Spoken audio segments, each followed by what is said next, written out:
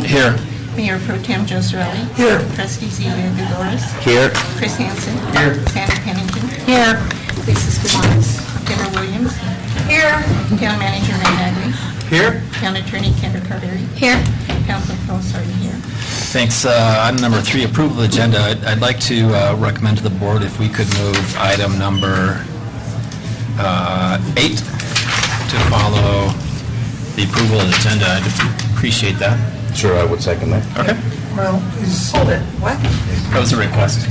I know, it's Denzel. I'm sorry? Sure. It's still the request? Yes. To move forward. Yeah. Okay.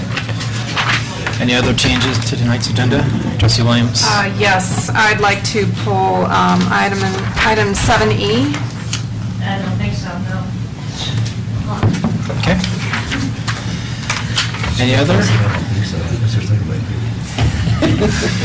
Seeing no other suggestions, I'll entertain a motion to approve the agenda with those changes by Trustee Cirelli, second by Trustee Hansen. All in favor? Unanimous. Thank you very much.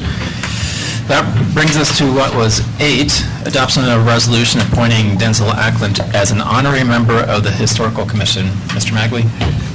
Thank you, Mayor. Staff working with Historic Commission thought this was a good idea because Denzel unfortunately is moving out of the area and will not be able to attend Historic Commission meetings on a regular basis. But we wanted to ensure that he is first recognized for his service on the Historic Commission. He's been a great asset to the commission, and that when he is back in the area that he has an opportunity to come to the meetings and participate. And it's similar to the honorary designation we gave to former Mayor Ted Asti. And so with that, Martin, did you want to have anything to say? Or with that, maybe if you wanted to read the proclamation. Oh, that's not. Or It's a resolution. it's a resolution. The resolution. I'll need the resolution, sorry. I'm sorry, Mayor. No problem. Okay. With that, I'd like to recommend to the board to approve Resolution R-22, Series 2014, a resolution of the Board of Trustees of the Town of Superior recognizing Denzel Ackland with an honorary appointment to the Superior Historical Commission.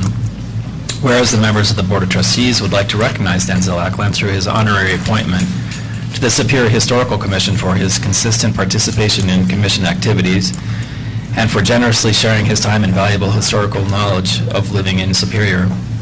Now therefore, it be resolved by the Board of Trustees of the Town of Superior that the Board of Trustees hereby makes the following honorary appointment to the Superior Historical Commission, Denzel Ackland, adopted this 10th day of March 2014. Seconded by, motion by Trustee Cirelli, second by Trustee Hansen. Discussion? Yeah, can I make a request? Before we let him move away, can we require him to write a memoir about his life in Superior since he was... And I know Mayor Dorsey has a few things he'd like to say, so. Well, I've enjoyed working with all this group of people. Oh, you're way too popular for that. You got to come up to the mic so people can see you. I don't approve of this. It wasn't necessary. I've enjoyed it. I've had a great group of people here to work with. I couldn't get them anywhere. And if it wasn't for them, this wouldn't have happened. There would be no museum, there would be no Lost Superior book, and it would be a dead town. And thanks to these people here, all of them, it's turned out to be great, and I've enjoyed it. You're here. Thanks to That's you. all Thanks to everybody. Thank you. Larry, you got to listen to them.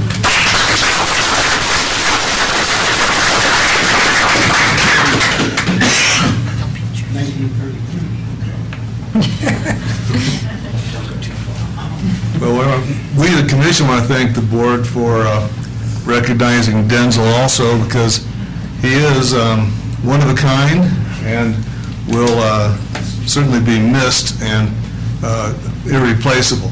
I just checked with Denzel to make sure, but he and his family moved into the mine camp in 1933. And so then into the 1940s, they lived there.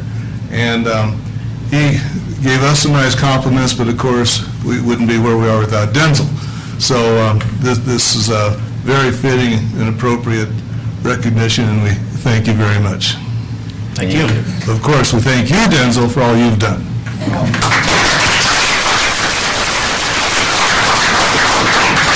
And then, Mayor, if you don't mind, we'd like to get a Second motion. Oh, I'm sorry. We're all in favor, yes. Thank you. Unanimous. Unanimous plus. He gets cranky once in a while. He gets cranky once in a while. Yes, photo op. Photo op. With, no, let's, You're like- you're- yeah, let's get together with everybody. How about, yeah. Okay. So, shouldn't everybody come on up? Commission, come on. Come on down. Everybody come on. Oh, you did. Yeah, get the whole group. Watch it. If it wasn't for them, this wouldn't happen. That's right.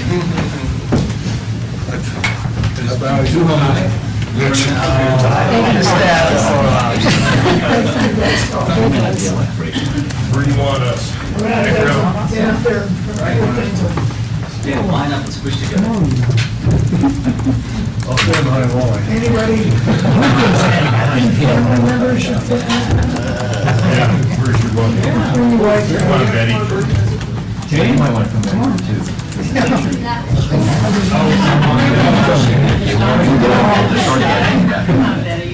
Yes, we have to have everybody.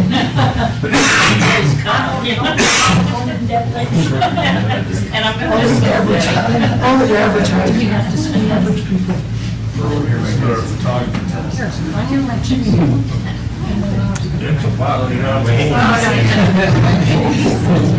All right, everybody, just indulge me, let me get a couple here. All right, 1, 2, 3. Cheesecake. 1, 2, 3.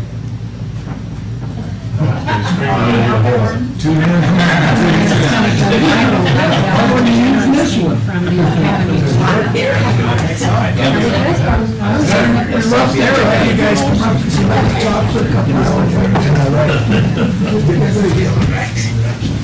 You can't beat her as a host. I loved every minute of it. Oh, yeah. Did you watch her? Oh, she's I great. tell you, the first time I ever got to know the Historical Commission was March 10th, 1999. It was exactly 15 years ago today. We had the first meeting. Just for your information. And done since I started. That was one good recommendation. She didn't think it was very funny. Probably in April. Yeah, we're all done. Well, it doesn't get better than that, so thank you very much, everybody. Can I ask Denzel? Yes. Do we know if Denzel's going to be here for one more meeting or not? I'm not sure, I can't promise, because we'll be leaving by the first of the month. And we've already got arrangements made for a moving van and the whole bit, It's so bad. 29th, so I don't know. it's getting close.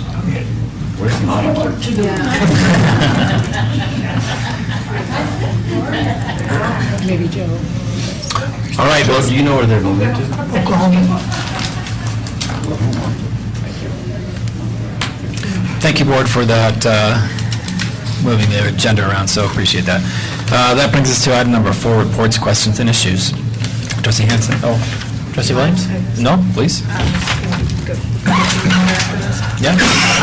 I don't have much to report, and I did have one meeting, which was my first Fridays of the month, last Friday, and I didn't have a topic. I had a BYOT, bring your own topic, and it was a small audience compared to normally I have a much larger audience, but it was small and intimate, which was kind of nice to be able to talk one-on-one with just a couple of different people. Next person.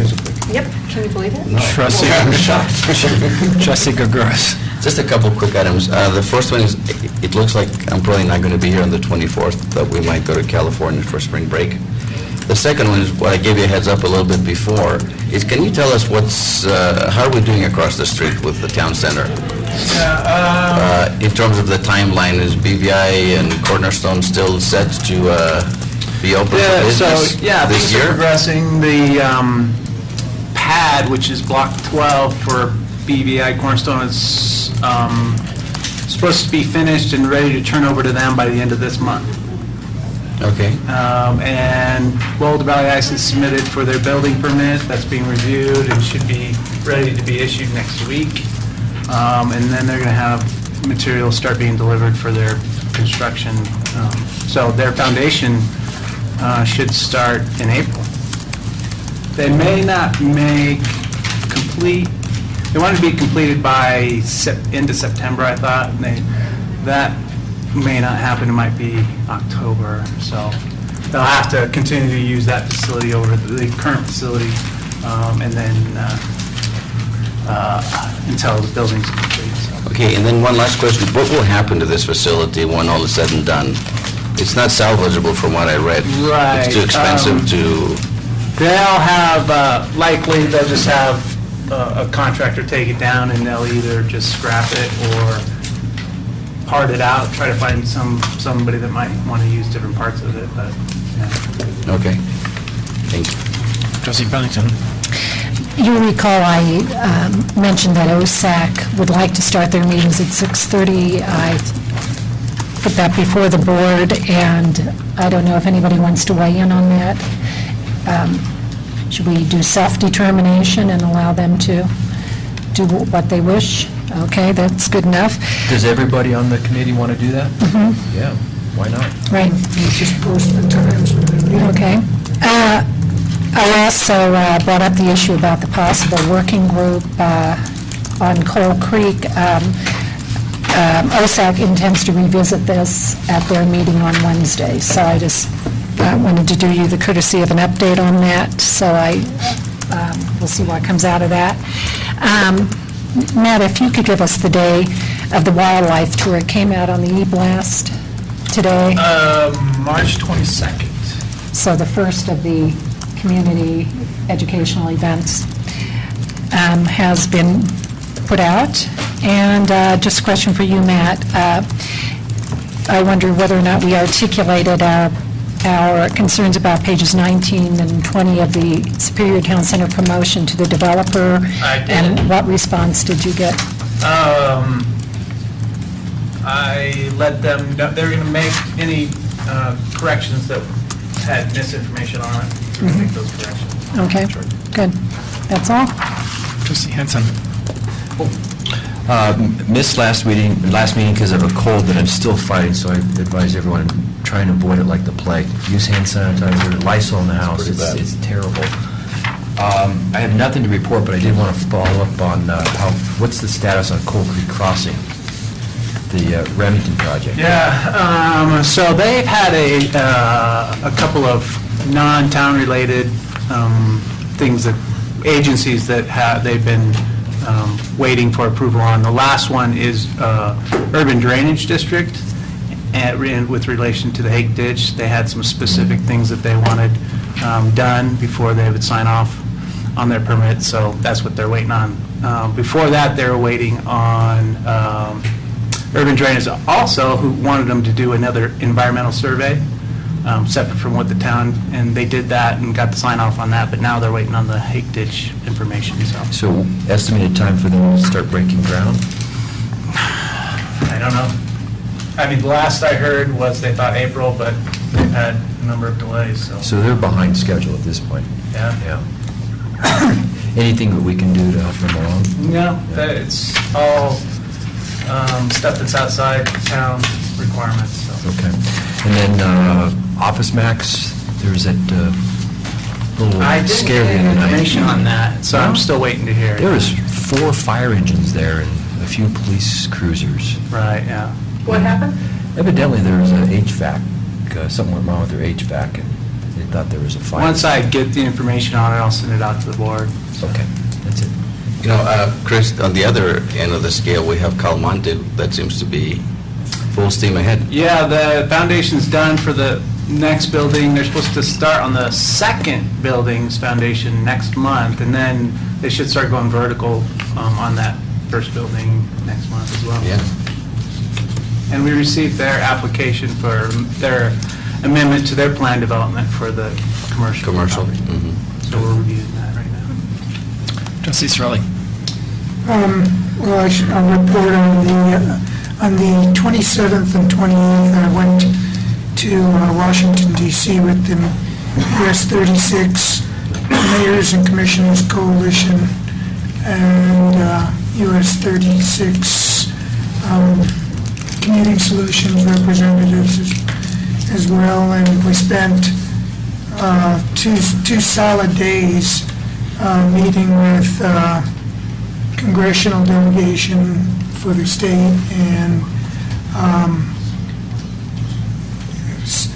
Senate and House committees on transportation and Federal Transportation Administration, trying to talk up our transportation needs and getting support for our upcoming needs. And this went a little bit beyond just Highway 36 this time, because it also included discussions on things that came out of the Northern Area Mobility Study and that might need some federal support, and some rail requests that were coming from some of our, well, generally from the commission, from the coalition, but really supporting the towns that have rail. We had like between 9 and 5 p.m. Thursday, or 8 and 5 p.m. Thursday, and 8 and 2 p.m. Friday, something like 14 meetings. And I think between the 2 days, there was a working breakfast, no lunch on the first day, working lunch on the second day, and working dinners both on Wednesday night when we arrived and Thursday night. Did you check your pedometer? Nobody brought a pedometer this time, although I did learn from last year to wear comfortable shoes, and that made an important difference. The weather was quite cold and crisp for Washington, D.C. this time of year. A quick summary of what we were presenting to all of these in all of these meetings was a quick fact sheet on the update on 36.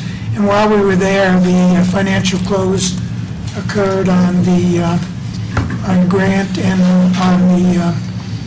the signing of the contract. So that all occurred, and everybody was aware of that. And surprisingly, all of the congressional representatives said, while they may have heard gotten some calls from their constituents, they all treated it like it was not their thing. It was CDOT and all of us that had to deal with those issues. But we did make clear as a coalition that we did support the 36 project and the P3, because bottom line, it happened 20 years sooner than it would have had based upon available funding without doing what we did. We made some requests for the future, which in my mind were, because 36 is now moving and financial close has come, so our requests were not so specific to 36, moving forward. As in past years, we still had some requests on there asking for support for any federal funding for BRT vehicles and bus facilities, and that we could get support for a Tiger Grant or 2 application. You can submit a Tiger Grant application for a study. You can submit an application for actually moving forward on a project that's ready to go. So CDOT and we are going, by April, have to agree on what applications we're going to submit that we can both approve or support. We're looking at, from the study part, Tiger Grant application for the first and final mile study applications, which recommendations that would occur up and down the corridor. And would be very meaningful to us as we develop the town center going forward. And Which is exactly why we put information in the transportation plan. For Exactly, that. yeah. A lot of different things for that first and final mile study. that's really important for that to be incorporated. And coming out of the Northern Area Mobility Study were a number of recommendations for consideration of implementing arterial BRT, bus rapid transit connections, and asking for their support as they go forward. And these would be outside of Fast Track's funding. These would be new starts kind of thing. One BRT, the first one that is everybody is supporting as being the first one would be a BRT connection between Longmont and Boulder on Highway 119 that would actually get Longmont into the 36 loop. Longmont's gotten nothing so far out of any of what's happened because the rail isn't happening for them. And then other potential arterial BRTs could be on 287 between Longmont and Lafayette, along Arapahoe Road between Boulder and 287, on South Boulder Road between Boulder and Lafayette. And actually, the one on Arapahoe Road could go connect onto Highway 7 and beyond to 25 so those are ideas coming out of the Northern Area Mobility Study. Then there was some requests for support on the towns where they have trains going through. They're looking for some relief from train horn rules so they don't have trains blowing horns at 2 o'clock in the morning in the middle of the town. And safety requirements for anything to relieve those train horn rules are quite expensive as they exist right now, and they're looking for some kind of support for relief in federal rules on that, and then to support maybe transportation funding for implementation of any potential changes if they could get that. And then finally, we were requesting draft language to changes in the transportation bills that there's 2 definitions of bus rapid transit that are in different transportation bills.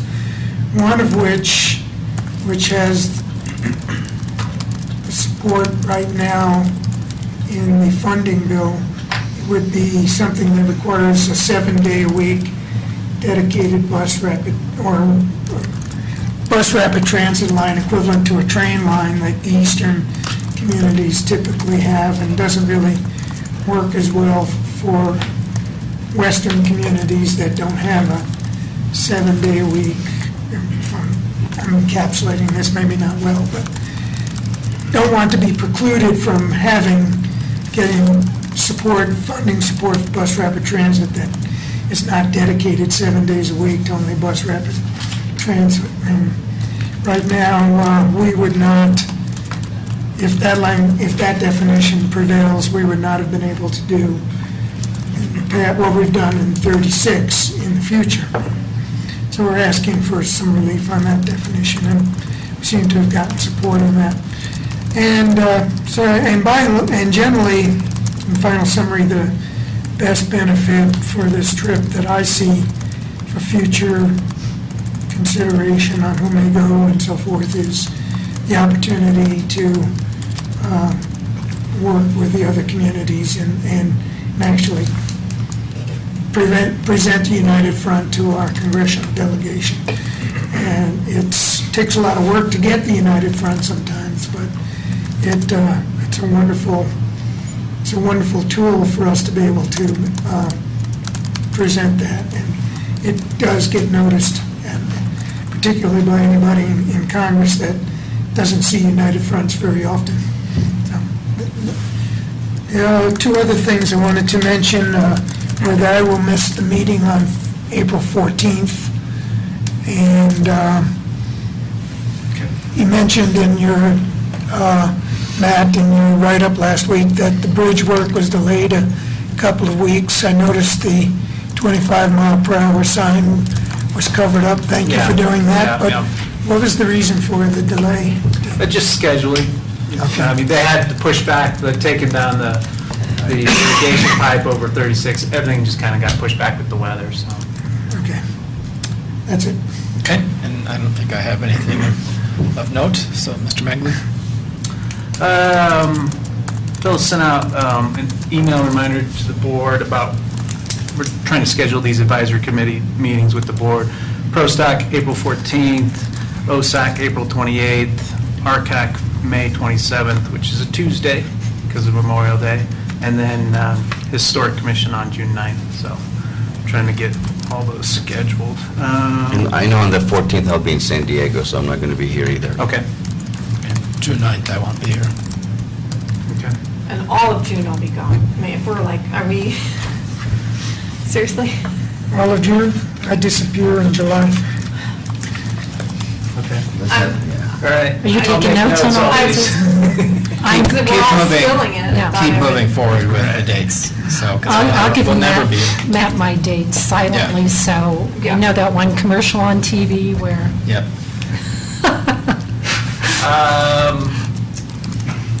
And then the little libraries. Martin and his staff noticed that there's actually one in Sagamore, so, but we'll give you some location ideas for the second one, so. The question is now, do you want it pre-painted, or would we like the person or somebody to paint it? You know? I'd say I have no pre-painted, preference. and if they choose to repaint. Freedom of expression. If they choose, whoever gets it chooses to repaint it, that's fine. That's what I would say. That was it for me. Town attorney? Nothing for me. Town clerk? Thank you. That brings us to item number 5. Pardon me.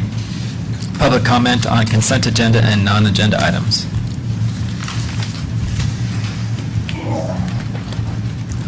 I'm getting too old for the George Sumner. Kendra, did you get the questions answered that I asked? Yes, and everybody serves are you talking about the terms of the trustees? That's correct. Yes, everyone serves until the next election, which is November. It's what? November. Everyone serves until the next election. Nobody needs to step down in April. Yeah, I can't hear what you're trying to tell me. No one needs to step down in April. The mayor serves until the next election Why? because the mayor is considered a trustee. No, he's not. He's not elected position. He's elected mayor. Okay. All right, well, we're not going to have an argument right now, so. No, I'm not, but Yeah. you were elected mayor. You were not elected trustee. The trustees came along with the mayor's position by resolution. So therefore, I don't feel this right to be extended. He's already served your terms as a trustee and mayor. So I think this board should look into it, and let's go with what state law says. She's telling me he's a trustee, he's not appointed trustee. That was Chris and Pemington, and there was one more, and I don't know which one is extended, which was elected trustees, period, not mayor. And George, Phyllis has a copy from the state statute. She can give you a copy of that, where it supports what the town attorney's telling you. So. How can it support it when he wasn't elected a trustee? I'm just telling you what it says. Yeah, so happy to have further conversation, but You're the one that wanted the election changed from April till November, and I was strictly against it. So I'm strictly against you setting another 6 months on the board when your term is expired. fair enough. And Okay? I will, Let's come back to the next meeting, let's have something done about it, one way or the other. Then let's give him the statute, so he could really, that's... So, and I'm just here to serve at the, to do my best for the public, and I trust the town attorney's opinion about this, and I fully support moving the elections to November, so. Most of us did. Yep. You're not the only one. No. All right. Additional public comment? Seeing not seeing a lot of public at the moment. And I just wanted to Yes. make a comment that there were 4 of us, not 3, that were extended to November. So that would have been myself, Gregoris, Sorelli, and Skumats.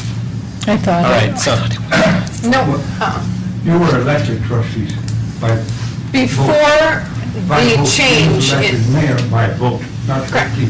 right. Yeah, but we all got an extra 6 months as a result. George, all I'm commenting on, George, all I'm commenting on is who those positions applied to that went from April to November that had to extend. Can I ask a quick question? Andy? Certainly. Kendra? Sure.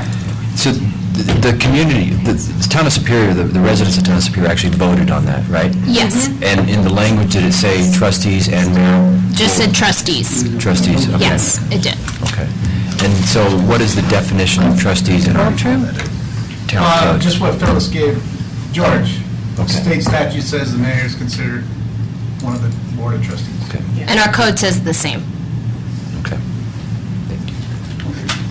Good. Okay, that's fine. I will- Thank you very much. That brings out item number 6, presentations, and tonight we have a couple. And it's delightful to see a representative of the Chamber of Commerce, as always, and thank you for coming. Thank you, Mayor. Thank you, trustees and staff.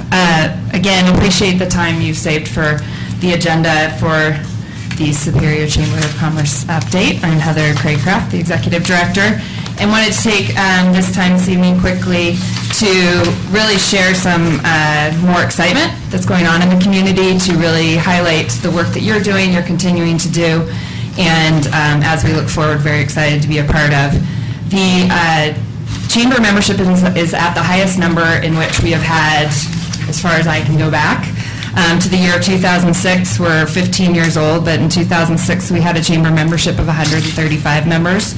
This year we're very excited. This is about the point of the year where we report our numbers of membership. We're at a high of 190, which I know doesn't sound like a large amount, but it is a huge growth for a staff of 2 people that are obviously fully supported by the town of Superior and very much benefit from that relationship.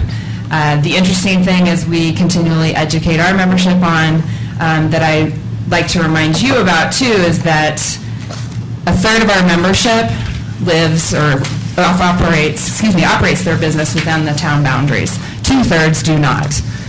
So again, we continue to build an environment that's attracting the businesses, whether they fully reside inside the town boundaries or not. They want to be a part of this community, whether it's our community events, it's our volunteer efforts, or it's the opportunity to market and be part of this community.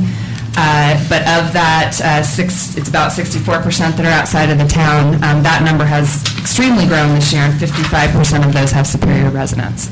So just interesting information to share with you. Again, probably more than anything, a thank you for your support and partnership. We really, truly believe that this town has regional appeal with the community feel. Excellent, I love that. Anything from the board? Okay. Seeing none, that brings to proclamation for Arbor Day. Mr. Magley, do we have anybody from the forestry or anything? We don't. No. Yeah, so I will just then like to read a proclamation, and this is a proclamation of the Board of Trustees of the Town of Superior declaring on April 26, 2014, Arbor Day. Whereas in 1872, J. Sterling Morton proposed to the Nebraska Board of Agriculture that a special day be set aside for the planting of trees, and the holiday called Arbor Day was first observed with a planting of more than 1 million trees in Nebraska. And Arbor Day is now observed throughout the nation and the world, and trees can reduce the erosion of our precious topsoil by wind and water, lower our heating and cooling costs, moderate the temperature, clean the air, produce oxygen, and provide habitat for wildlife. And trees are a renewable resource, giving us paper, wood for our homes, fuel for our fires, and countless other wood products. And trees in our community increase property values, enhance the economic vitality of business areas, and beautify our community. And trees, where they are planted, are a source of joy and spiritual renewal. The Town of Superior therefore proclaims April 26, 2014 as Arbor Day. Okay, comments, questions, concerns? Okay, thank you. That brings us to item number 7, which is on the consent agenda.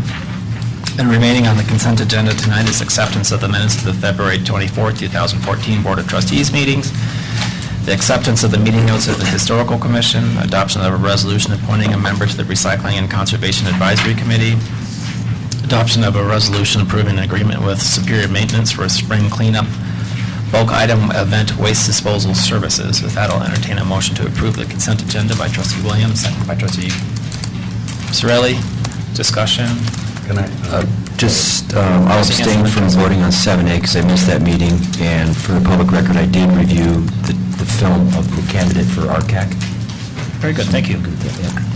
Trustee Just on Gregoris. Item D, I know that trustee Sorelli brought this up. Yeah. It's an awful lot of money for the pickup. I was shocked, actually, I had no idea.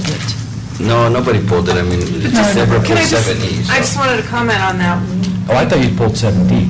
No, 7E. So that's why I'm having the I just discussion. wanted to comment that this is something that we've talked about ad nauseum in the past, about how expensive it is. And if you notice, it's gotten cheaper per household, but more expensive, so more people are Right. I think last year was the most households we had at No, I any one noticed year. that. Yeah. It's still, So there's more participation, which was one of our goals, right. and to make it cheaper. So I just wanted to point that out, and it is a great discussion as to where we want to go with it.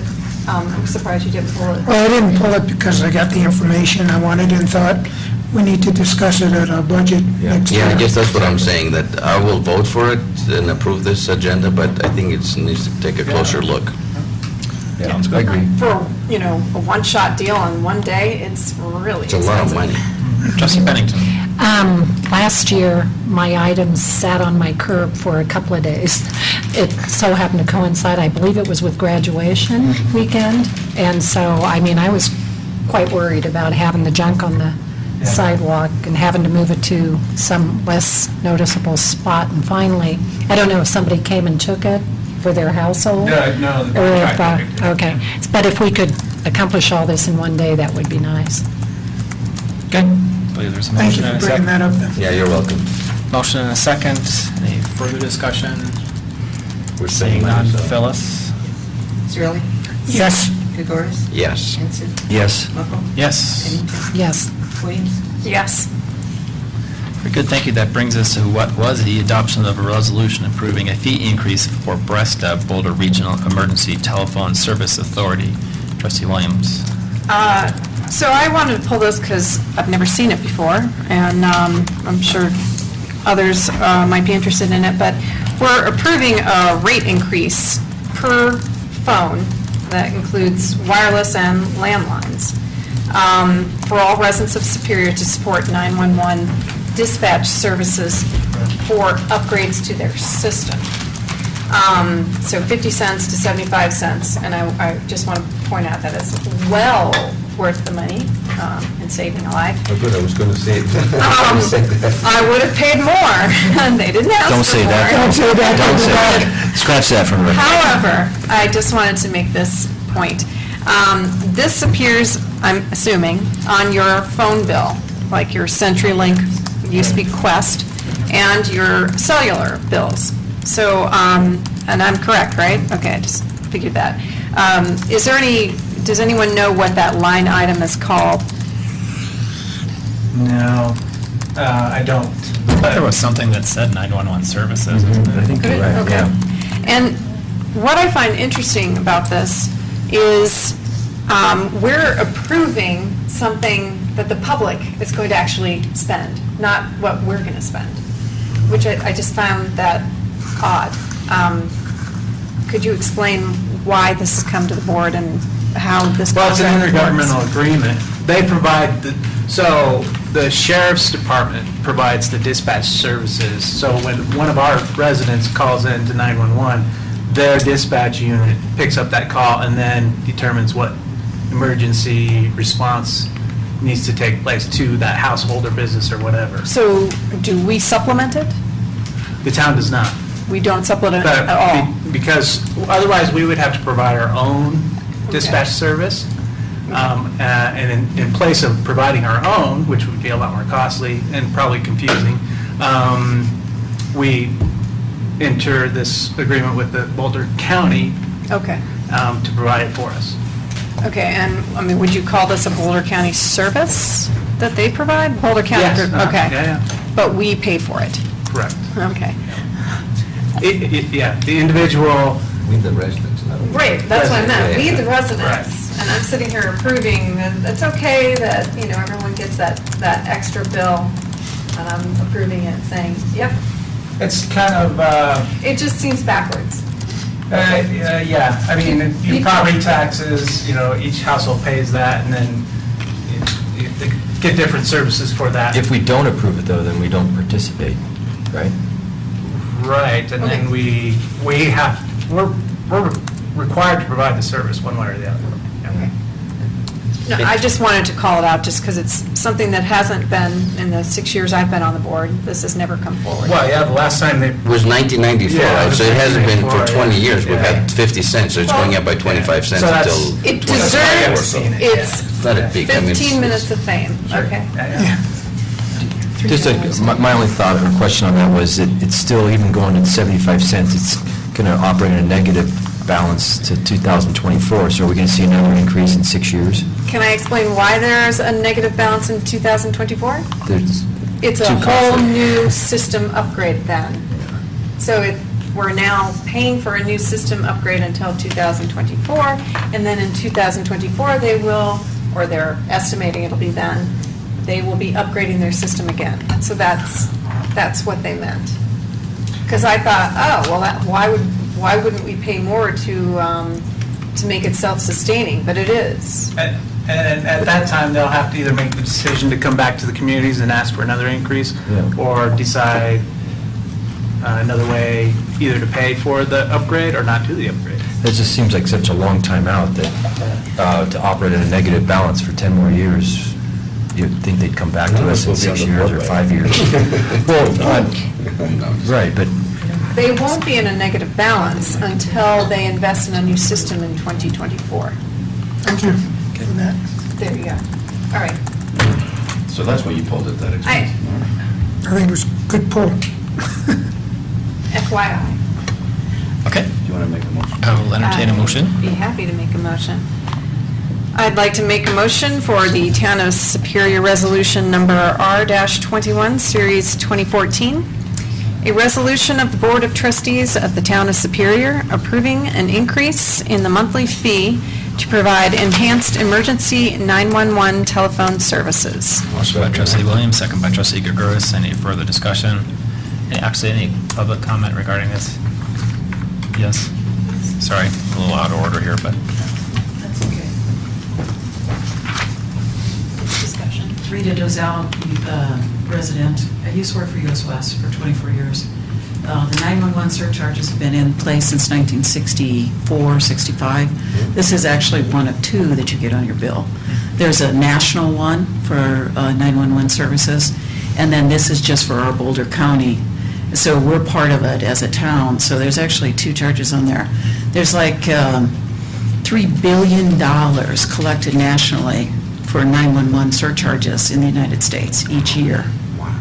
So, don't worry about them running out of money. And when it went off the landlines, it used to be only on landlines, but then when it moved over and it actually got a charge also to cellular phones, then it just blew out of the water. There's so much money out there for 911 services, it's almost criminal. So we should use whatever we can, not just of our 75 cents, but also of the national funds that are distributed across the states in different ways. In Colorado, we have a state organization that actually distributes the E911 surcharge that's different and above the 75 cents. So can I And ask... don't worry about 2024. That's Okay. So can I ask you a question? When you just said, so we should really use this service, what do you mean by that? Have emergencies. No, I mean the money to actually get the best systems in place. And in Boulder County, one of the premier 911 services, equipment services company lives and came out of the Boulder County Sheriff's Department. It's called Intrado. I don't know if anybody's heard of Intrado. They actually provide E911 technology and equipment, and actually kept track of almost all the addresses for E911 services prior to Google taking over with Google Earth. So, there's the maps and all this kind of stuff. All of this is all part of this, and And what I'm saying is that upgrading systems, there's plenty of money to upgrade systems, because think of everybody who has a cell phone now. Yeah. It's not the landlines that actually produce this money now, it's the cell phones. Right. Because landlines are pretty much going away. But we should utilize and demand that Boulder County, who's providing us with 911 services, provides us with the best services possible for this surcharge, because this is a lot of money. If you go back and look at how much money is coming out, then we need to be able to utilize that. Now, I've never had a problem or experience, I don't think I've ever heard of a problem with anybody from Superior dialing 911 and not being able to get somebody. And that's because we're lucky to have a substation right here, a Boulder County Sheriff's substation here. So in some of the other parts of the county, it's a little, they have very, very detailed information about how long it takes for someone to respond and all that kind of stuff. So it might be kind of interesting to kind of get a report. What is our money, our 75-cent surcharge, actually doing for the residents of the town of Superior? What is the response time? How many 911 calls do we get? And I know every time I've ever gotten any kind of communication in the 20 years I've lived here, we're always told, don't dial 911. Dial the 441, 4444, or whatever that number is for the general information for the Boulder County Sheriff. And I'm not suggesting that we dial 911. It should only truly be, what is your emergency? It should be emergency, because that's what they always ask. But it's kind of interesting. And if you ever have a chance, you should go up to Entrado and Longmont and look at their operation up there. It's pretty fantastically amazing. So. Thank you. Hey, Matt, don't we get response times? Well, when we met with the fire department, they gave us response times, and Jim The Boulder Chandler does County too. Sheriff. Yeah. A couple years ago, we got that. I think we're doing better than Detroit.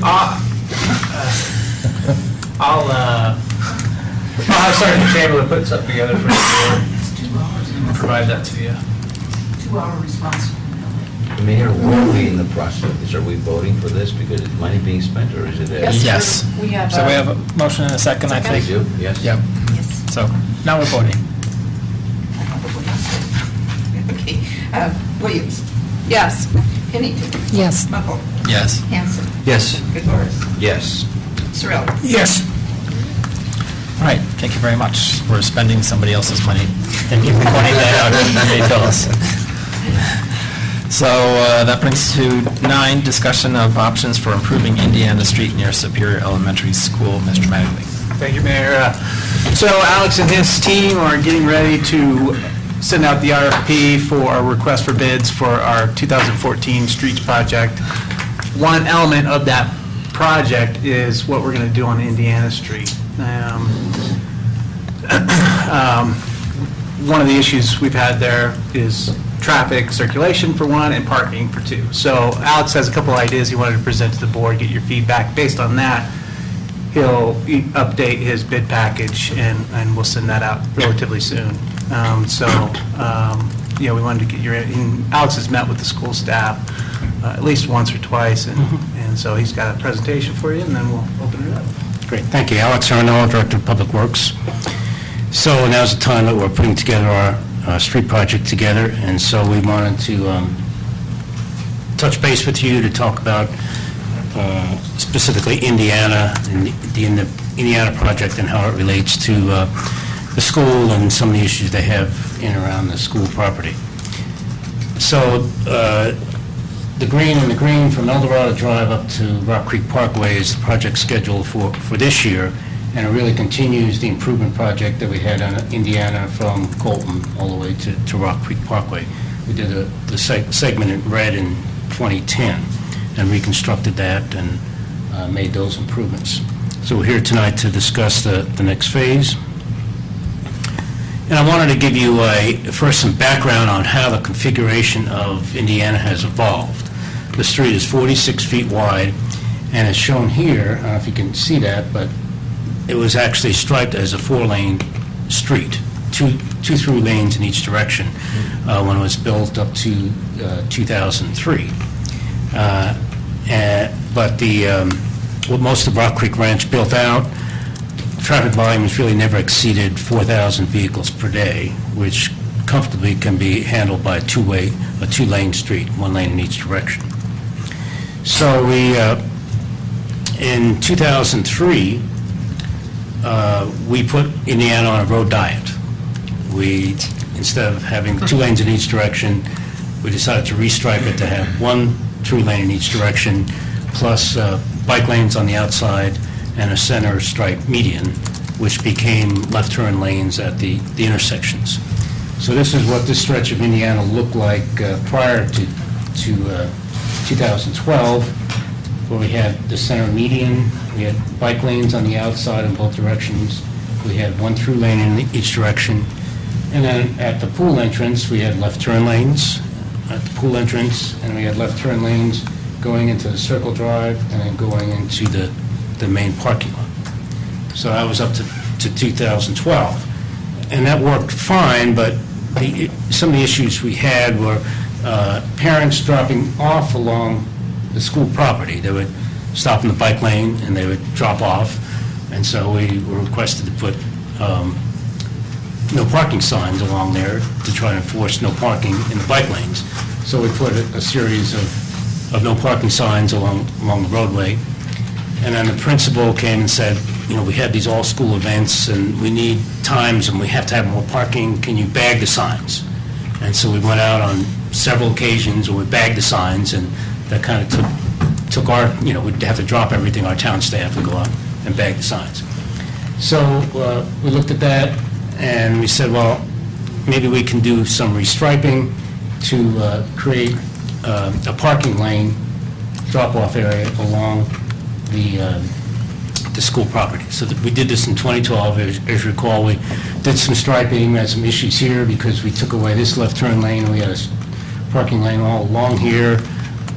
So we had some complaints about that, so we put this left turn back in. So that's been the configuration since 2012. And on the whole, it's worked pretty good. The school appreciates the additional parking and drop-off. The pool utilizes that parking during the swim meets and overflow periods. However, we still have kind of a jog in the through lane. As you go north, you kind of jog over. And there is congestion at the pool entrance. I talked to Martin. Martin's left. I said, is this a problem? He doesn't believe the lack of left turn lanes are a problem for the pool operation. But for those who are involved with the school, they know some of the congestion that exists at that particular intersection. So that's where we stand today, and as we get ready for this project, we wanted to go back, well, let's look at this, and do we want to make any changes when we reconstruct the road? Do we want to keep this plan or some other plan? So we've met with the school districts several times to get their input and to identify access options and to brainstorm solutions. So I have a number of those tonight. So the first would be, looking at the existing configuration, the way the street is now, and just reconstructing what's out there now, putting back the striping, the parking lane as it is, and stripe it the way it is today. That's obviously the lowest cost option because we're not going to do anything else in terms of this. It does provide the needed, what we will be doing is a full depth reclamation like we've done on some of the local streets over the last couple of years, where we pulverize the existing asphalt, compact it into the base. In this case, we will also probably use some fly ash to stabilize the subgrade. We haven't done in the neighborhoods because that's fairly caustic and it's pretty disruptive to the neighboring residents. In this area, we can close the road and be able to do that fairly easily. And then we would add new pavement. We also would reconstruct the peg crossing, the stamped concrete crossing that is kind of falling apart. We would reconstruct that to new ADA standards. So this provides, right now you can probably accommodate 24 parked vehicles in that parking lane. So it's a lot because that parking lane extends past the pool entrance, past Hartstrong, so it goes pretty far. But we wouldn't have the north and southbound left turn lanes at Hartstrong or at the school's Circle Drive. And this would be the least cost option.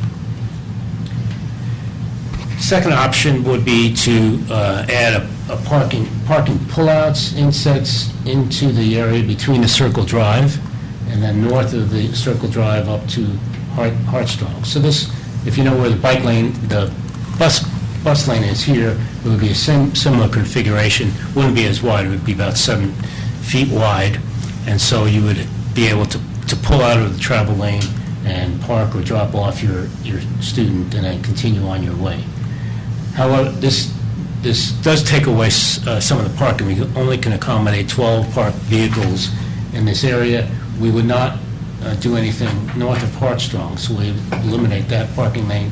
And you can see here, I put back the striping that was in place prior to 2012. So we would still have the left turn lane into the school entrance, the left turn lane into the Circle Drive, and then restore the left turn lanes at the pool entrance. And that allows us, because we're insetting the parking.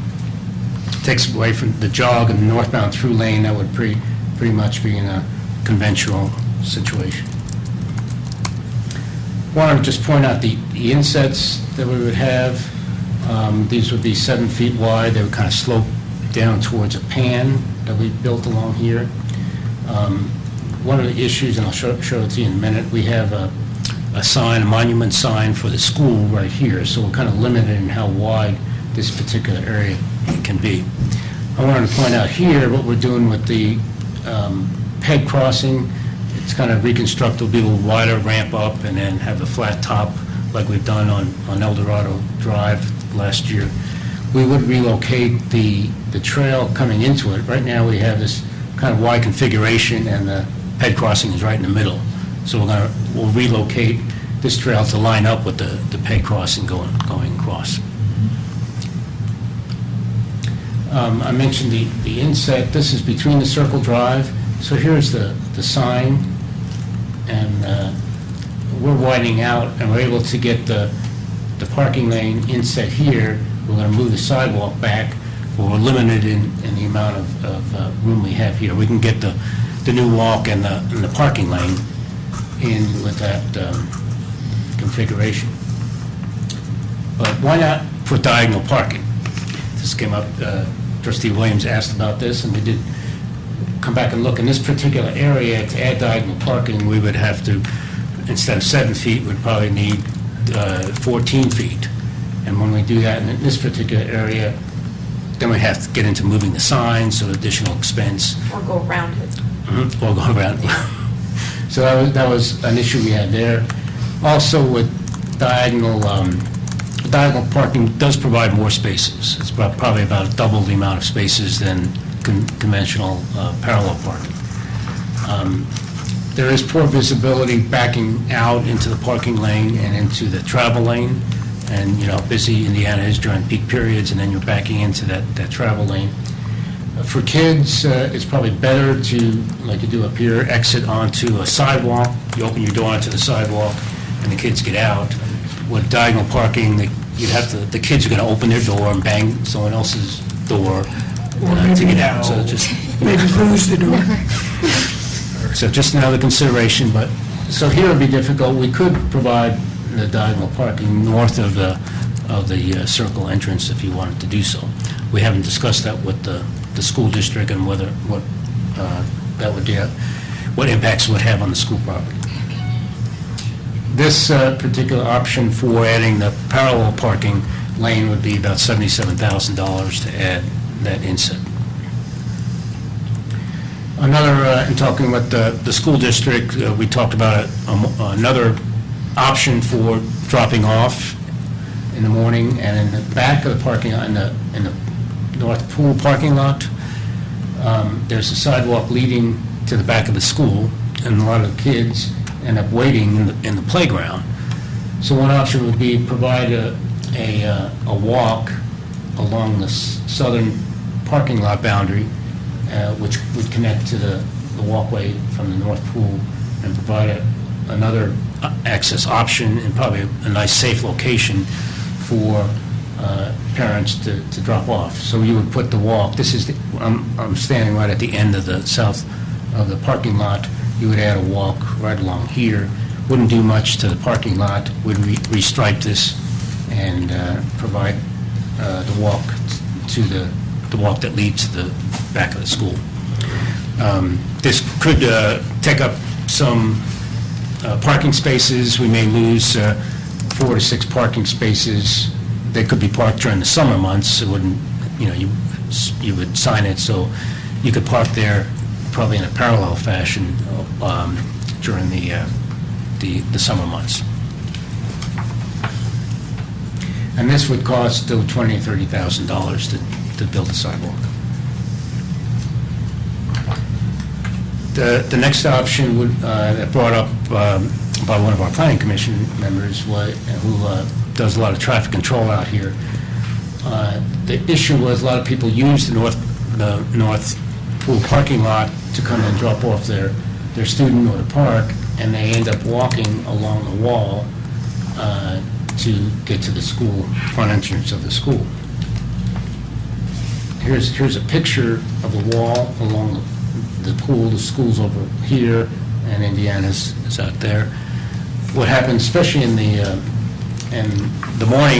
mornings, you have sun visibility. If people's walking along here, you get blinded as you come in that driveway, and you may not see someone walking along this wall. So the suggestion was to put a wall along walk along the wall, so kids and parents could walk along there. We looked at that, and the driveway is pretty narrow. It's about 24 feet. We probably need 4 to 6 feet to put the walk. So it really takes away from the width of that driveway entrance. You already have a sidewalk on the other side, so we don't need it there. But to put it along here would be difficult. So we looked at moving the wall to this location to create the walk along the wall. But if you go back, this is the back side of the wall. You can see it's pretty tall, 6 to 8 feet in spots. So to move this wall and build a walk gets kind of expensive. Okay, Alex, why is that wall there? Why is that wall? It's always been there, but why is the wall there? It seems totally random. You got me. Okay. It's a retaining wall because it drops off. It drops off from here down here, and it was kind of holding that driveway in place. So, but there's water down below. There's like tule grass and all that just down below there. Yeah. Yep. So we looked at that. I mean, there could be as a compromise. We could maybe put a stripe there. That's maybe 3 feet that provides a little separation, for people to walk, and you can drive over it. So that could be something we could try, but we felt this would be difficult to do, to provide a 5 or 6 foot walk in that location. I'm sure Clint's here. He's going to give us 2 cents on this. Okay, option 5, I just wanted to point this out. This is something that... Hey, Alex, would it be okay? I don't mean to be interrupting, but along discussing the walk issue there, could you go back one slide? Why couldn't you put a sidewalk behind the wall? Behind, down here? On Arbor Day? We have some trees Speaking of down student there. safety, sorry, I know that trees give us spiritual renewal, but... Didn't really look at that.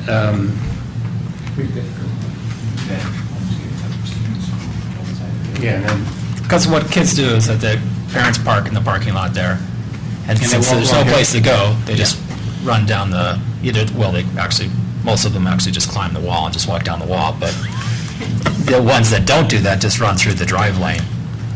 So having a sidewalk that would be able to get behind the wall from the parking lot would be, I think, effective. Along here. We can investigate that to see what trees, and then we may need a retaining wall. I'd be willing to spend some money to plant some additional trees if the sidewalk could go in. We probably need another wall here to hold the new walk in place. Yeah. Do you see a danger with people kind of down below? Where I see danger are kids walking through the parking lot while parents are trying to turn into the parking lot to park. Yeah. That's what happens, is that kids are just walking through there, and then parents are turning left and right through there, and, close calls with kids almost getting creamed. So this option, though, would be either or on the option 2, correct? Or are you saying we could do this option as well? Could be an addition. Yeah. Okay. It's not an either or, I think, but this one. All right, thank you. I don't mean to be interrupting your presentation, I just wanted to... Okay.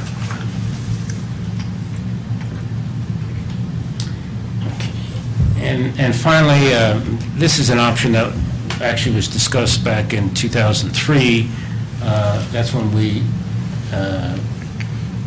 collaborated with the school district to build this parking lot. And we built that because of all the congestion we had out front, and they needed supplemental parking, and we talked about a new access drive. The only reason I bring it up is that if you did something like that and made it one-way, perhaps in this configuration where it's one-way, maybe two-way here, but you change the circulation in the main lot, so this becomes one-way out, then you wouldn't need a left turn lane on Indiana. So that's why I'm bringing it up. If the left turn lanes are an issue, this would be a way of trying to, being able to eliminate the left turn lane by adding this walk, and there are some cost trade-offs there. And the school would support this. Of course, this is neighborhood issues. We're adding another access to El Dorado Drive. We have neighbors here, so forth and so on. And I did provide the minutes from the meetings in 2003 where the board discussed this and decided not to pursue this issue at that time. They felt it could be a long-term scenario option, but they didn't want to pursue it at that point. Could you, if you consider that option, add parking, at least on one side of that? Yeah. Yeah, there's a number of things. This area here is fairly flat, and there's a lot of things it could do. It does really help the queuing with the pickup times, because you can see the amount of cars you can stack there during the pickup period, and then have an even flow. So this would kind of be better from a circulation basis and make those queues functional better. Here you're fighting two-way traffic here and so forth. It gets a little confusing in that parking lot. What was the number of cars that fit in that queue? It has it there, I think 35. 35. See, that's my least favorite option, because I'd hate to be the middle car in there. Yeah. And you're stuck there, and if you're in a hurry in the morning, or... Never go. Well, you make it wide enough that it's sense- one way, but it would be, right, it'd be wide enough for We the could width of two cars. We could make Yeah. it for two cars. Yeah, I just see, we're going to El Dorado K-8 this year.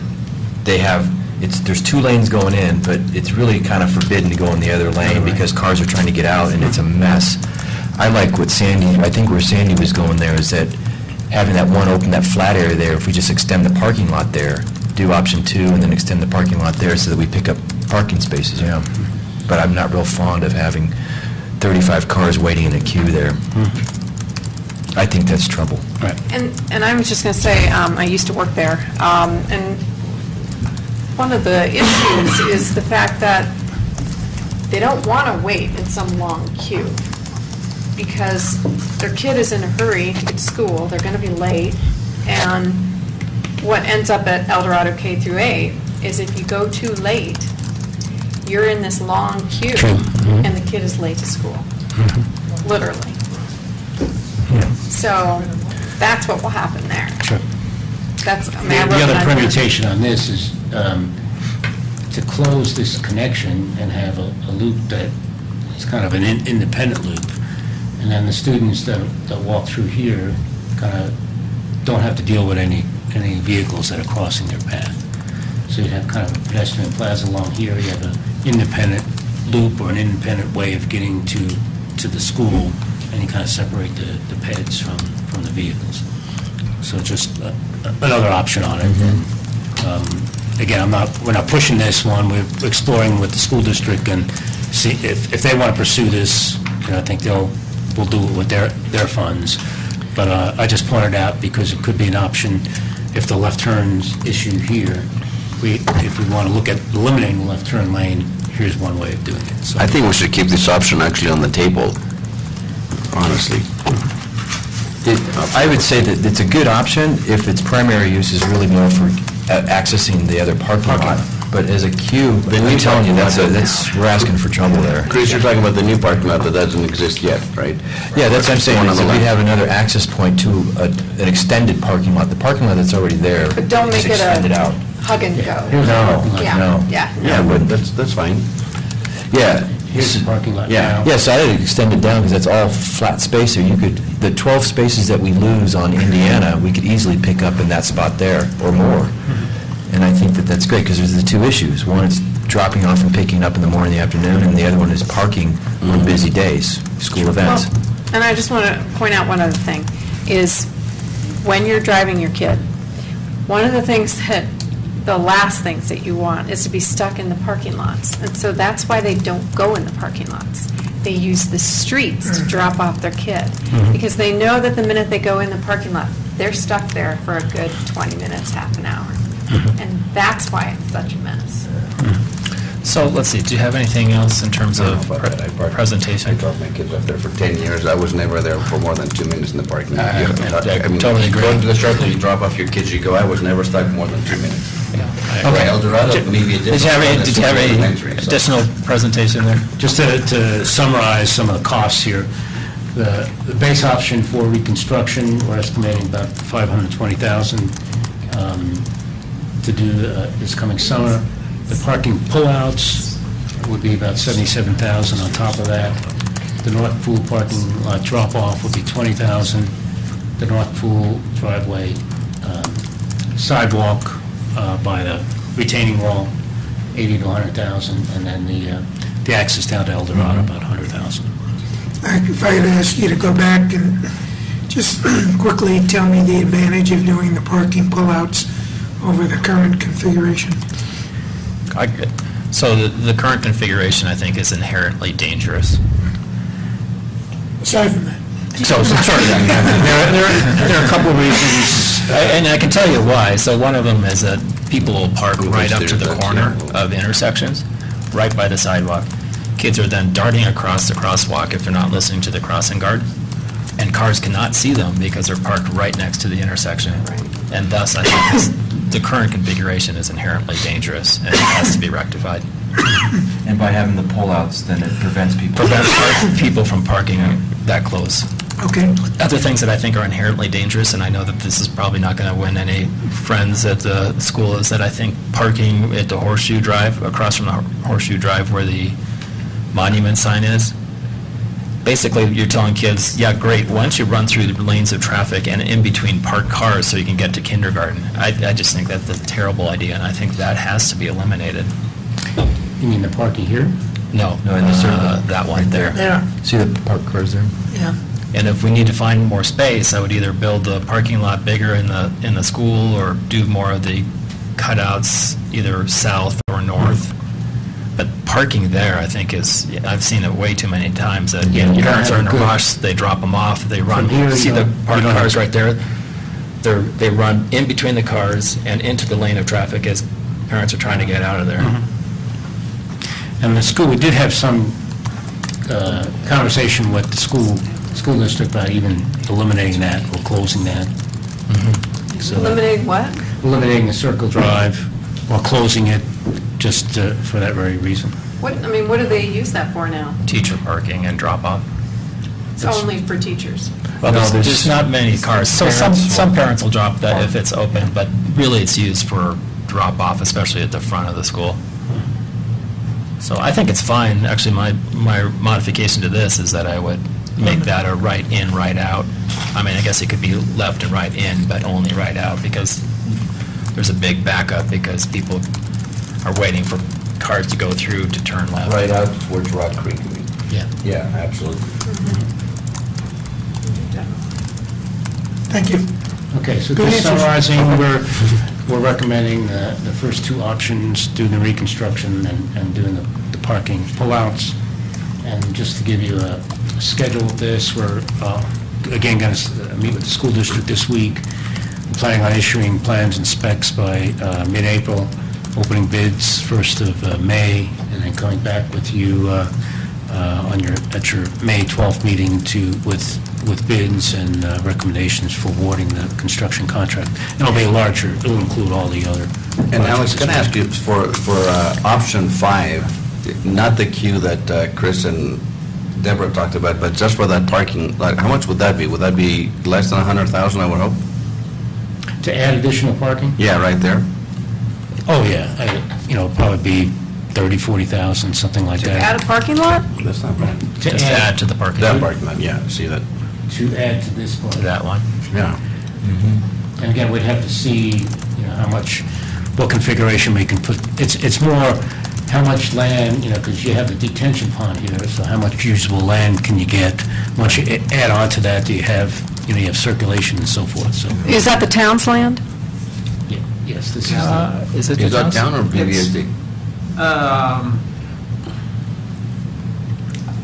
I don't know. I have to go back and look. The parking lot's on BVSD, so I'm pretty certain. Yeah, I know that we have. I don't know where the We have line a is, detention but it's a pond here, detention so it pond. may extend, further out. And did BVSD did not pay for that extra parking lot right there, right? I think it was a joint project. Yeah. Was- Between Would this now be a and- joint project, or not at all? If we added or expanded The parking. the parking? Well, I think, definitely benefits the school. I mean, doesn't have circulation or benefits to the town, so we would look for some participation, I would think. So what are the dangers of the recessed parking? It doesn't sound like that's completely safe either, because where's the bike lane? The bike lane's still here, and the driver opens up their door, right? Is it recessed enough that it doesn't cross into the opening door? Does it affect the bike lane? If the Where the buses come are in, now, parking. no. Where the buses pull in, there's not an I issue. don't know if you can see that, but here's the new cross-section. So we have a travel lane, the bike lane, we would have a pan built where the curb and gutter is. And so your bike lane kind of goes to the middle of that, and there's a 7-foot inset where the car would park. So consider if you opened your car, your car door, just like any on-street bike lane next to parking, there's always that danger of opening your car door. But into- nonetheless, let's say that isn't a problem. When somebody pulls out, if they don't carefully look that there's a cyclist in that bike lane, you've got inherent potential conflict. Right, there's always a danger when Well, you're... there's always whenever you When you're park. pulling out. So, well, I guess if we have... You have that other- danger now with the parking. Yeah, if we have other alternatives for fulfilling that parking requirement somewhere else, it doesn't necessarily have to be on Indiana. I mean, it can be in this new lot, it can be if we do that Indiana connection and we build parking there. And frankly, I'm neutral to this sort of thing. I'm just trying to look at it a different way here. And if we choose not to have that parking on Indiana, can we meet that need successfully somewhere else? And would that be a better option because it doesn't inherently conflict with the bike lane, At all. et cetera? Well, and something else to keep in mind when you're thinking about all these is, let's say we don't do the insets and we put up no parking signs again, then it comes down to enforcement, because parents are going to park there like they were prior to 2012, no matter what. So we would have to actively enforce that and write tickets. Well, why don't and we just get put the- it in one of those electric ticket giver signs, like I seem to always hit up in Boulder, that anybody parked there automatically gets a ticket. After the second one, they wouldn't park there anymore. I can assure it. So what prompted the Parents would be change after revolting, though. after Parents would be so upset. 2003, when it was 4 lanes? What prompted that change?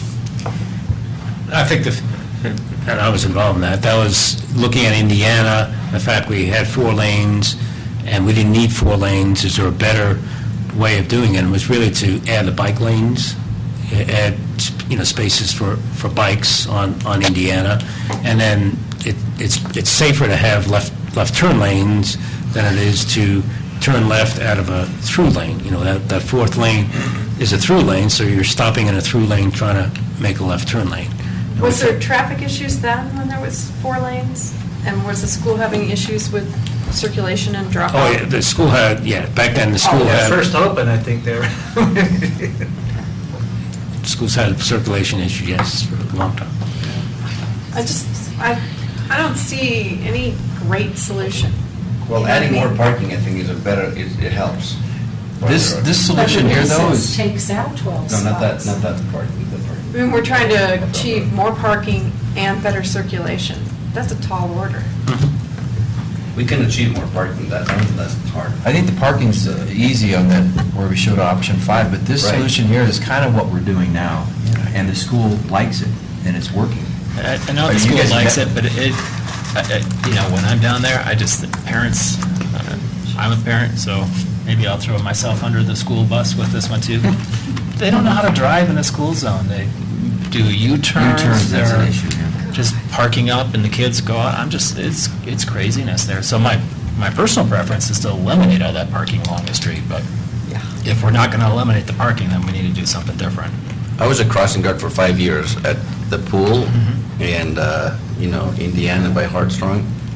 There were so many close calls with kids, you have no idea. People coming out of the parking lot at the pool were so frustrated because they were trying to turn left a lot of the time. They wouldn't even turn right, and their queue would be all the way back in the parking lot, and you're trying to negotiate getting kids in between as cars are trying to get out. It was a nightmare. So can there be, you said you're taking it to the school on March 12th? Is that correct? Can you actually come back to us and tell us what the results of that discussion with the school are? Maybe share with them some of what we discussed here tonight in terms of additional ways to provide additional parking, and maybe at the meeting on, is it the 24th? Bring back the conversation to us and let us know? Sure. We met with the principal and some of her staff and some of her transportation staff. We're meeting with Don Orr, the director of planning, and he's the money man, so we'll see if there's any dollars to throw at this. But we wanted to, first get some input from them, come to you, get your input, and then go back to the school district. So we'll certainly discuss your direction. Well, if the option 5 parking is in play, and if that is BVSD's land, I think they should contribute something. It's their parking, it's their land, it's for their benefit, we're trying to help, but, so find out how much they're willing to. Whose land is that first? I mean, it could be ours. Well, Matt can find that out for us. Yeah, I'll let you know. Yeah, I think, we investigated that before, in 2003, and that was one of the, I think the school district supported that access down to El They did. Dorado back then. Really? And, additional parking, if we could find the location, if it's feasible. I think we didn't go too far in terms of the drainage issues and so forth, but they supported it back then. Whether they have money now, I don't think they will have money at this point, this late in the game, but that could be something that, whatever decision you make with the roadway, that's how you want to proceed, and then the parking, we work with them to try to add that parking at a later date. Can we use a regurgitated asphalt from the 8-inch lay or whatever that's called?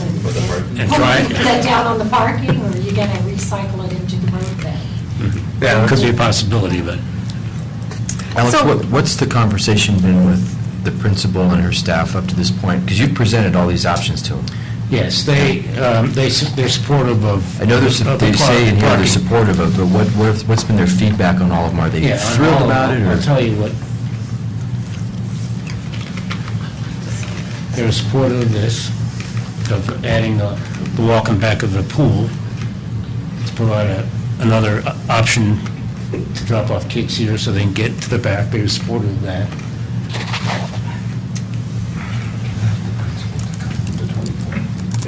Where is that? Which way? They had a problem with this. They didn't like the fact that this would become a drop-off area, and vehicles would come here, drop their kids off at this walk, and potentially back up onto Indiana. They didn't like this as a location for a drop-off. You can't back up, once you're in, you gotta go. Yeah, so... And then it would back up. But they could be waiting here. Yeah. and causing some... And especially if we make that a primary focus and we encourage people to go there, then it's going to get worse than it is now. Clint Folsom is a crossing guard at that, so I'd like to hear from him, too, what They his weren't thoughts very are. supportive of this one. They were supportive of the, that's why I brought the access down to El Dorado, because we kind of brainstormed that, and they said, yeah, we'd love to do that. Initially, the principal was. So if that's something you want to I'm explore. fundamentally opposed to that, so just as an FYI. I'm fundamentally opposed to putting it, I'm just thinking of the neighbors there. How popular would that be to put a 2-lane road into a parking lot next to your backyard? I just couldn't possibly envision that. Maybe it's not, it's over. Which part, well, I hear what you're saying, but extending the parking lot, though? I think extending the parking lot sounds quite reasonable. Yeah. Okay.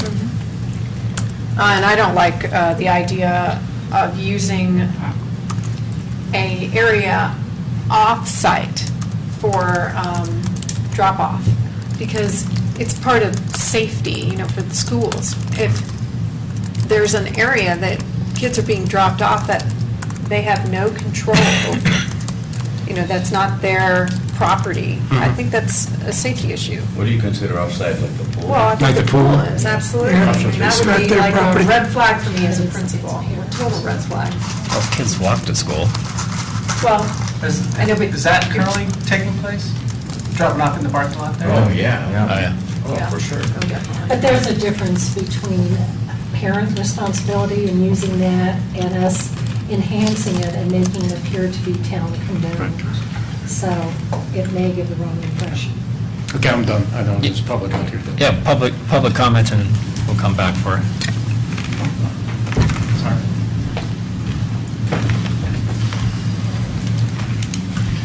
Hi, Clint Folsom. Okay, thanks, Alex. So first, I appreciate Alex including this in the packet. It's nice to be in a town where you can make a suggestion and actually get some attention, so that's great. I think this North Pool driveway inherently was just a bad design, and I think if it was before us today to approve something with a sidewalk on one side, we would go back to the developer and say, are you kidding me? Come on, we need a sidewalk on both sides. So what happens here is people pull in to drop off, and they were dropping off right as you turn. Right. And it was creating a backup, so we came up with this idea to make a sign. And we put a sign up there. It's not consistently up there every day, but I try to do my best to get it out there every day. And it says, no drop-off. And people mostly follow that direction. They drive farther in, but they go into the first available parking space, because there's always people that are running late. And so the drop-off inside doesn't entirely make sense to me, because most of the people that use this are running late, and so they're not going to take the extra step to drive farther in, to walk farther back to get to the front of the school. I don't completely understand that.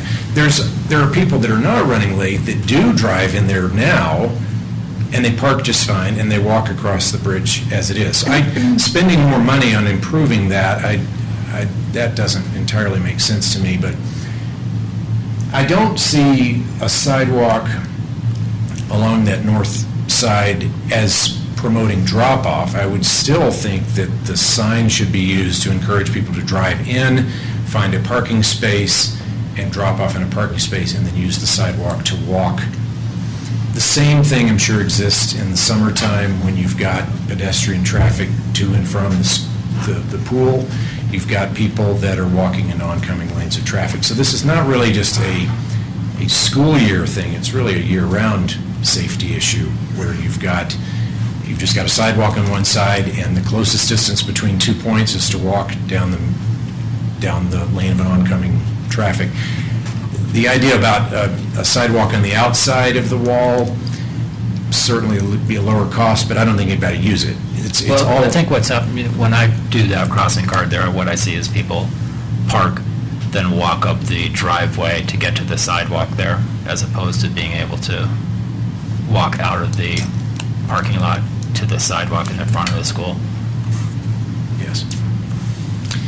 At the first of the year, I tried to do my best to tell people to, hey, cross over, use the sidewalk, and let me cross you across the crosswalk. But after you say that, and A million times, and the kids are still walking down. Yeah, yeah. They raised wall there. Exactly. So 100,000 is a big number, and that is a big number. So Clint, what are you proposing? I would like to see that wall cut off at grade and put a sidewalk on that side, and either be a suspended sidewalk that's got, angle iron to support it, and then a railing on the outside. I don't know that it needs to be a new retaining wall all the way out. I'm not an engineer. I don't know how to properly design such, but I would like to see a sidewalk on both sides of that driveway. Where would the sidewalk lead? Can you use a pointer to show us? Goes to the sidewalk, which is on the top left. Yeah, you'll connect to the top. Well, I understand where it'll connect to the top, but where does it connect on the bottom? Go all the way down, yeah. So you've got, there's just no, the only way to get from this point to the parking lot is to walk through this, either to do the correct thing and cross over here and then cross that way.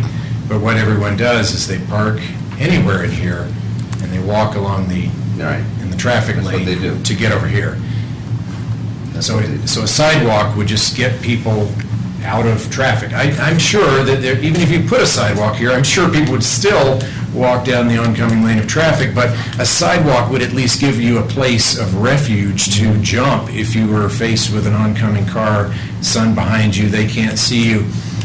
Right now, you've got a wall there, so it's, and on that day that I took that picture, it was kind of the worst of all worlds. It was icy. The sun was perfectly right in your eyes at 8 a.m., and there was a person in that picture. I don't know if you could see it, but there's a person in that picture walking towards you. So anyhow, I think of all these options, I'd love to see a way that we could somehow make a sidewalk there happen, just to improve safety. My only thoughts are that the sidewalk just ends it's like a sidewalk to nowhere. It just ends right at the parking lot. It's not placed strategically going anywhere. On the other side, actually. But it's from the parking lot to the school. I know, so that you're encouraging, can I see a bigger picture? So, you're encouraging people to walk through the parking lot. See, it was parking here at 2 feet. It's just people always take the shortest distance between 2 points when they're walking to and from. And now we're going to give them that excuse to do it anyway. Well, that's why my preference is that this is an excellent one, is that this go behind it or actually angle towards the school a little bit. Perhaps that's another option. Even a shortcut, a sidewalk. So that everybody would then take the shortcut. That might be an even better option, a lower cost option. I think that has some appeal because it directly attacks what we know to be the user behavior that's... Yes. Yeah, so if we make it at a 45-degree angle or something that connects closer, then we have the incentive to use it. Love to look and not go up to Indiana at all, just go cut across.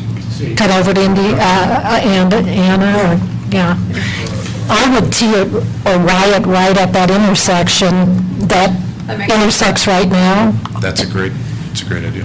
Yeah. Connected from there to there. So you're not encouraging them to walk. So they can either go along Indiana or they could take that other I think route. some way to get people out of the street that's a shorter distance between point A and point B is a safety improvement. So. It's too bad more people don't use the back, behind the school, because there is a... Alma Lane or? No, right there. There's a sidewalk right there from the parking lot. It's the bridge. very few use it. I think know, the perception is that it takes longer, but It's the really wrong not. way, and if you're But if late, you you're find not gonna... a shortcut from the parking lot directly to the back of the school, right? But if you're going to the front, though, because classes line up based upon their grades, in what part of the school, so the various grades have to be in the front, so if nobody's going to do that if you have to get to the front. You'd have to go all the way around, right? One other thought on your issue of the horseshoe parking, where people park there and then cut across, perhaps a decorative fence of some sort to keep... I was thinking keep people laser-guided missiles, but perhaps that's not much. But some type of barrier that would prevent people from walking through, because I do see the problem there, but that would kind of move people to either end where there's a crosswalk and not have them crossing lanes of traffic. But I think the parking on the street has been great. I would want to see that continue, because I think it has definitely been. What do you think benefit. about the option 5 parking, extending it farther south? I mean, you're going to continue asking it. I think that extending the parking lot's a good idea. I think going out to El Dorado is a bad idea. Probably not a good idea. So Clint, why are you putting up your own no drop-off sign? Is that a town sign, or is it something you made out of poster board? No, it's, Michelle actually ordered it from a sign company. It was But just, it was why does something that. why does the town not post an official no drop-off zone? That Well, is- it was crossing guards attempt, it was the BVSD crossing guard group's attempt to solve a problem without involving. Well, I love that activism, but if we need that sign there, why don't we put an official sign up? Is that something we should know about, that conversation there? Yes, Yes. I think we're happy to explain it. Alex, could we put can we put a no drop-off? And the crossing guards are out there. I think Well, that's how it came about. Part of it is I mean, we could education, close out too. that parking lot as well. Yeah. I think it's a good thing to have. I wouldn't say close it off. There's a significant number of people. No, but the point is to preclude the drop-off right there at the corner. Just have it posted as an official sign, and it can be ticketable if a policeman happens to be in the area and sees it. But an official sign just looks official, you know, it Our looks sign more... looks pretty good. You should come in. Okay, I don't want to judge that, but I just caught that when you say you go out and put your sign I in. made a bucket with concrete. That's good. But you told the whole group here that they're still doing it. So, Well, they're still doing U-turns too. And there's That is signs crazy. for that. That's just crazy. It is crazy, but they do it anyway. Okay. All right. Thank you.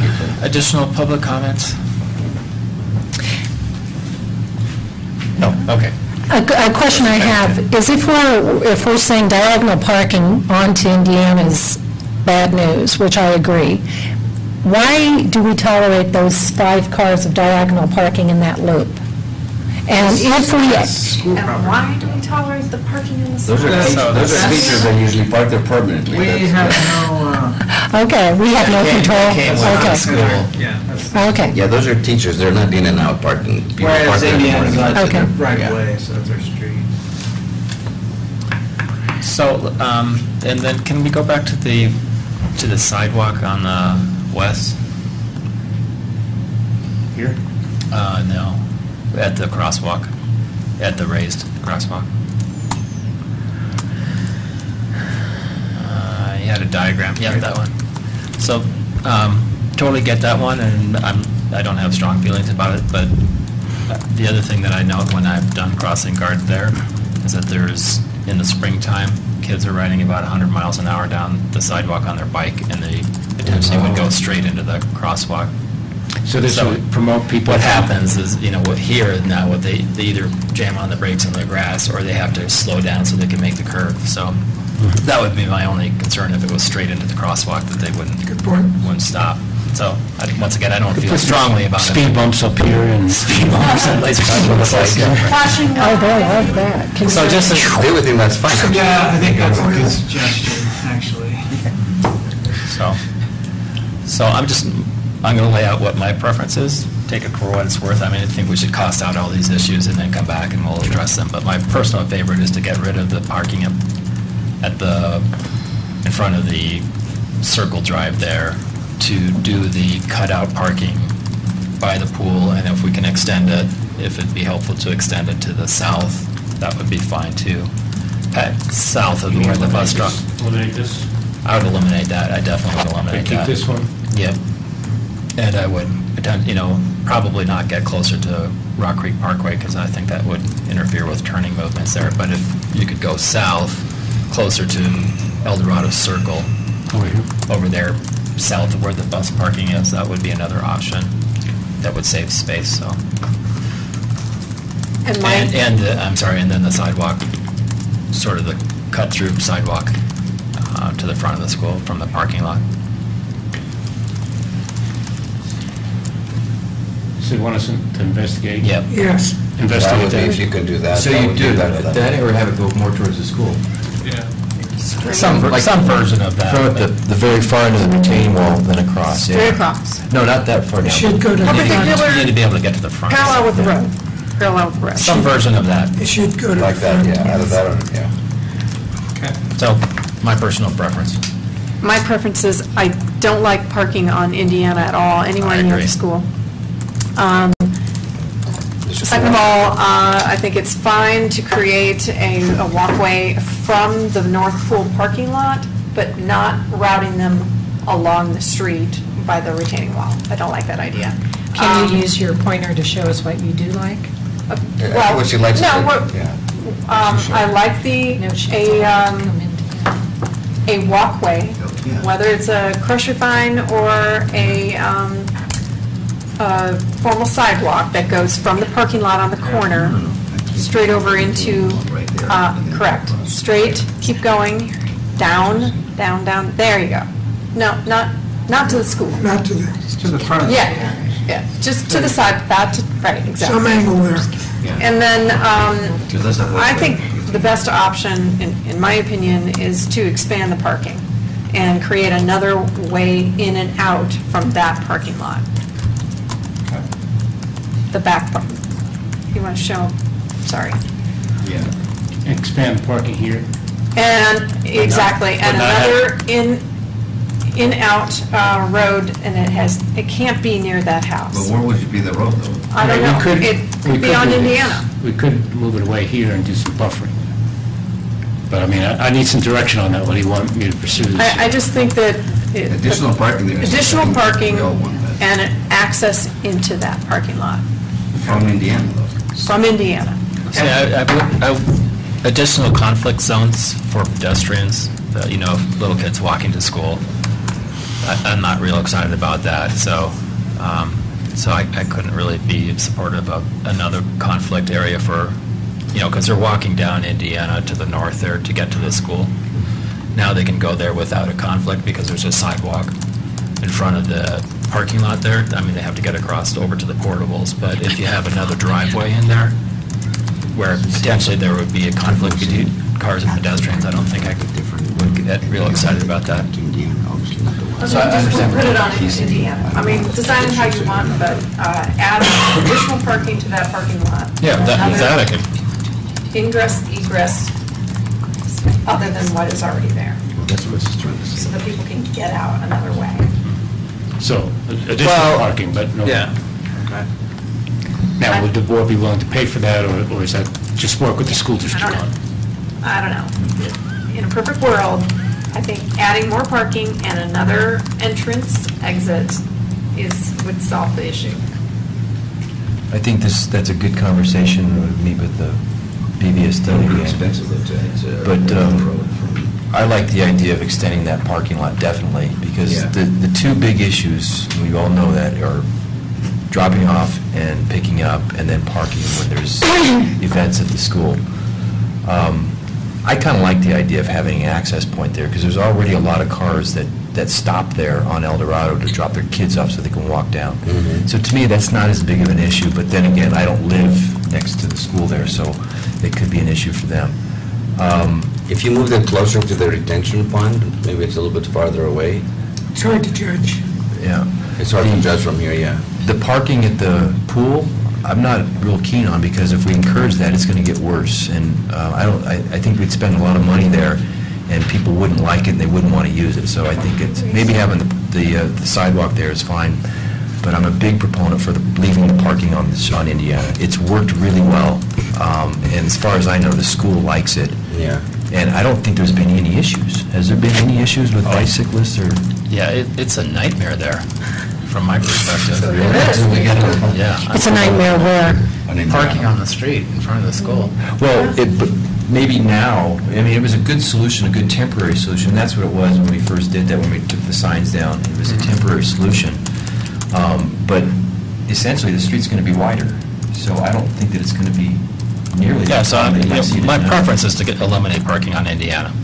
If that's not a doable thing, then I think this is the next best solution, is to have the parking there. Because you're saying we'd extend it 7 feet? 7 feet. Yeah. So it's minimizing any issues that might be there now, but that's my 2 cents. Oh, I'm sorry. Trustee Pennington, yes. I reserve judgment until we hear after your meeting, and our little side conference here said it sure would be nice to have the principal of Superior at that March 24th meeting, so we could hear from her directly. My inclinations at this point, I paid attention to what Clint said in terms of in the summer months when school's out and swimming's in high gear, that connector sidewalk would serve another purpose. If in fact that's the case, and we can justify it on those terms, I think it has the added bonus of helping us out in this situation as well. So, that's why I think I'll keep that option on the table. But my tendency would be also to eliminate all parking on Indiana if we can provide it successfully elsewhere. Okay. And my last 3 cents here would be to have, even if it's crushed, that's fine, from the end of the retaining wall to the walkway towards the school, kind of parallel to Indiana. I think most kids then would not need to climb the retaining wall. They have, if there's a wall right next to it, it's a shortcut, and it's much safer. The challenge is not the same. Right. So, and then the additional parking farther south. Yeah, I'll just throw in my 2 cents. I don't live with this every day. In fact, I only see it when I jog by it, and then I always jog on the other side of the road because of the craziness on the right side. But I like the idea of the connecting road from the north parking lot angle towards the front of the school. And I think that should be concrete because crusher fines don't get plowed or shoveled. That's true. And so if school's going to be, we always do a good job of clearing the concrete paths. And I think we do that for the schools, and so we should do that. I think extending the parking lot is a good idea. I don't know about an additional access. I really don't see that being done easily, but I'm open to hearing about it.